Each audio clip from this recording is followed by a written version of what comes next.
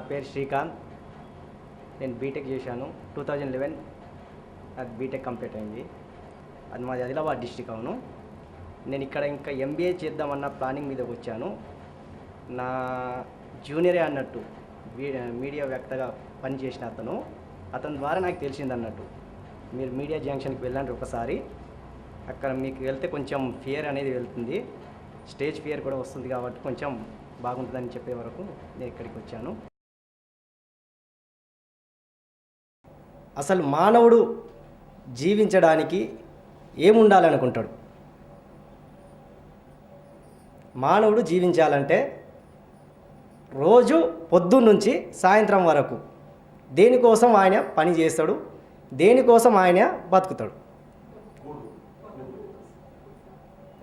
పొట్ట కోసం, కూడు కోసం, వాళ్ళ పిల్లల కోసం, ఫ్యామిలీ కోసం, డబ్బు కోసం.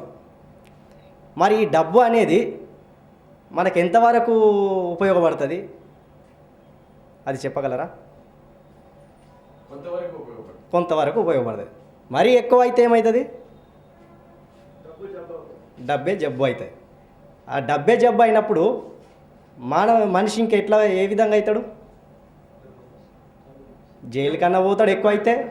లేదు, ఇక ఏదో ఒకటి అన్ని టెన్షన్లో లేకుంటే ఏదో ఒకటి మనిషికి డబ్బుతోటి జబ్బులు, ఆరోగ్యం బాగుండకపోవడం, తర్వాత వగేర వగేర ఏదో ఒకటి కారణాలు వస్తూనే ఉంటాయి అన్నట్టు. అదేవిధంగా డబ్బుని దుబారాగా కూడా వాడుకుంటున్నారు. ఏ విధంగా దుబారా అంటే క్రికెట్ బెట్టింగ్లనో, లేకుంటే పబ్బులకనో, లేకుంటే ఎటో పోవడానికనో అనవసరంగా ఆ డబ్బుని వాడుకొని ఇతరులకు, అంటే దాదాపుగా మీ దగ్గర ఉన్న డబ్బుని మీరు ఏదైనా ఫంక్షన్ చేస్తున్నారంటే, ఎగ్జాంపుల్గా ఒక ఆయన పెళ్ళి చేసిండు. ఆ పెళ్ళి చేస్తే ఆయన దగ్గర ₹1 కోటి ఉన్నాయి. ఆయనకు ఒకటే కొడుకు.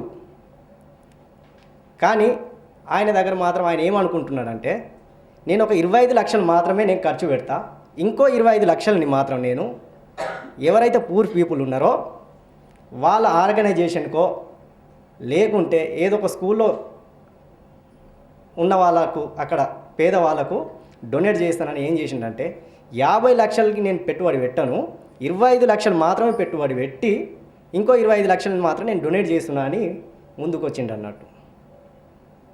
ఆ విధంగా ముందుకు వచ్చిన తర్వాత అక్క నుంచి వచ్చిన ఆ 25 లక్షలు డొనేట్ చేస్తే అక్క నుంచి వచ్చిన ఒక స్టూడెంట్ ఐఏఎస్ ఆఫీసర్ అయింది.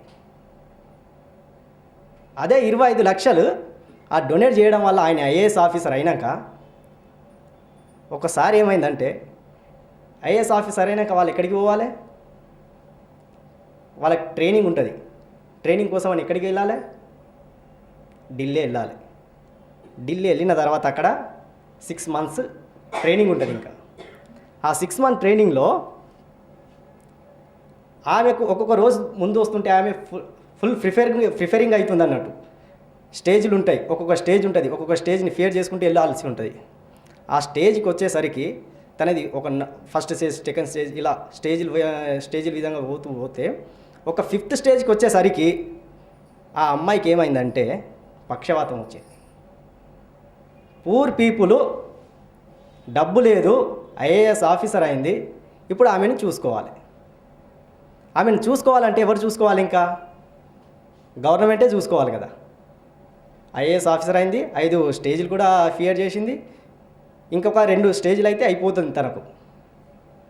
ఆ స్టేజ్లో ఆమెకు ఒక్కొక్క జబ్బు వస్తూ పోతుంది. ఆమెను ఏ హాస్పిటల్లో తీసుకెళ్ళినా కానీ ఆమె బతకదని చెప్తున్నారు. చివరికి వస్తే వాళ్ళ అమ్మ నాన్నలు కూడా గవర్నమెంట్కి వీళ్ళు అంత సహాయం చేస్తున్నారు, ఐఏఎస్ ఆఫీసర్ అయ్యేటామె ఈమె విషయం ఏంటిదని. ఎంత డబ్బు ఖర్చు పెట్టినా కానీ, ఏ హాస్పిటల్ తీసుకుపోయినా కానీ ఆమె అస్సలకి బతకలేదా అని ఒక్కసారి ఆలోచిస్తే, ఎవరో రామచంద్ర సార్ లాంటి వాళ్ళు కలకత్తాలో ఆయన వ్యాఖ్యాత ఆ మాటలు ఆయనది ఎలా అంటే ప్రబోధకుడు అట. ఆయన మాటల వల్లనే కొంతమందికి మంచి జరుగుతాయట కూడా. ఈ డబ్బే ముఖ్యం కాదని ఇంకా గవర్నమెంట్ కూడా ఏం చేసిందంటే చేతులు ఎత్తేసింది. మేము ఎంత పెట్టినా ఈమెకి ఏం కావట్లేదని. ఆమెను తీసుకుపోయి ఆ కలకత్తాలో ఆ స్పీచ్ అనేది ఏంది 2 అవర్స్ స్పీచ్. ఆయన 11 గంటలకు వస్తున్నారు. ఆయనని తీసుకువెళ్ళిండంటే ముందు పెట్టేసిండు. ఆయన చెప్తున్నప్పుడు ఆమెకి ఏం కాన్ఫిడెన్స్ వచ్చిందో, ఆమె నరాలలో ఏమైందో తెలియదు. ఆ కాన్ఫిడెన్స్ తోటి ఆమెకు పక్షపాతం వచ్చిన కాళ్ళు అసంటివి కూడా లేచి నిలబడ్డాయండి.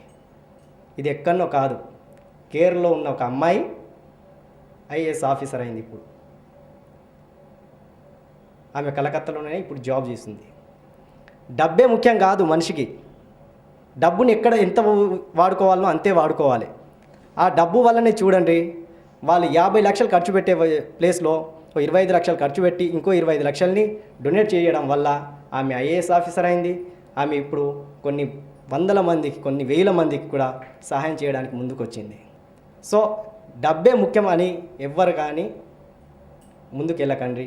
కొంచెం డబ్బే ఎంత అయితే ఖర్చు పెట్టాలో అంతే ఖర్చు పెట్టండి. ఈ డబ్బు వ్యామోహంతో పోయి అటు ఇటు పాలు కాకుండా కొంచెం జాగ్రత్తగా ఉండాలని నా యొక్క మనవి.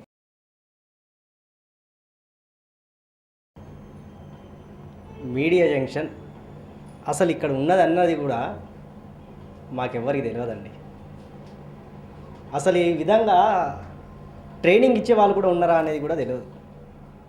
నువ్వు నీ కష్టపడి కొన్ని కోట్లు సంపాదించినా కానీ దాన్ని ఏ విధంగా యూజ్ చేసుకోవాలో చెప్పని వాళ్ళు లేనప్పుడు నువ్వు ఎంత సంపాదించినా అది వేస్టే. మేము స్టూడెంట్స్ చదివినాం, కానీ దాన్ని ఏ విధంగా మనం ఇంప్రూవ్ చేసుకోవాలో, ఏ విధంగా ఏ రూట్లో వెళ్తే మాకు తొందరగా ఏం వస్తాయో ఏం చెప్పేవాళ్ళు లేరు అండి. అలాంటి వారు మాకు ఇంకా మేము చిన్నగా ఉన్నప్పుడే ఇలాంటి సార్లు మాకు దొరికితే ఈరోజు మేము ఇక్కడ ఉండేవాళ్ళం కాదేమో. కాబట్టి ఈ మీడియా జంక్షన్ అనేది 10 సంవత్సరాలు పూర్తి చేసుకున్నది మొన్న మేలోనే. ఈ 10 సంవత్సరాలే కాదు, ఇదే ఇంకా 100 సంవత్సరాల వరకు పోయినా కానీ అందరికీ మంచిదే జరుగుతుంది. గవర్నమెంట్ కూడా ఏదో రాజీవీకరణాలని ఏదో అని పెడుతున్నారు. దానివల్ల ఎవ్వరికి ఏం లాభం లేదండి. వాళ్ళు డబ్బులు సంపాదించుకోవడానికే. ఇలాంటి వాళ్ళు చెప్పేవాళ్ళు ఉంటే నువ్వు డబ్బు సంపాదించకుండా ఏం కాదండి. మైండ్ నీకు కరెక్ట్ ఉంటే, మైండ్ని ఫ్రెష్ చేసేవాళ్ళు దొరికితే నీకు డబ్బు సంపాదించినట్టే. 50% నీకు సంతోషాన్ని ఇచ్చిండ్రంటే ఇంకో 50% మీరు కష్టపడితే చాలు మనిషి బతకడానికి. కాబట్టి ఈ మీడియా జంక్షన్ అనేది యాక్చువల్లీ ఇప్పుడు వరకు నేనైతే ఎక్కడ చూడలేదు, వినలేను కూడా. ఇది నేను ఫస్ట్ టైం కూడా. సో దీన్ని మీరు ఇంకా కొన్ని స్టేజ్లలో తీసుకెళ్ళి ఇంకా అందరికీ అందుబాటులో తీసుకొచ్చినట్టయితే మీరు చాలా అందరికి హెల్ప్ఫుల్గా చాలా చేసిన వారు అవుతారు. కాబట్టి ఈ యొక్క నా విన్నపం ఏంటంటే, ఈ యొక్క సిటీలోనే కాకుండా చాలా గ్రామాలు ఉన్నాయి. ఒక్కసారి మీరు చూడండి, ఈ మీడియా జంక్షన్ని ప్రతి ఒక్క ప్లేస్లో విస్తరించే ప్రయత్నాలు చేయండి. ఇది నా యొక్క రిక్వెస్ట్.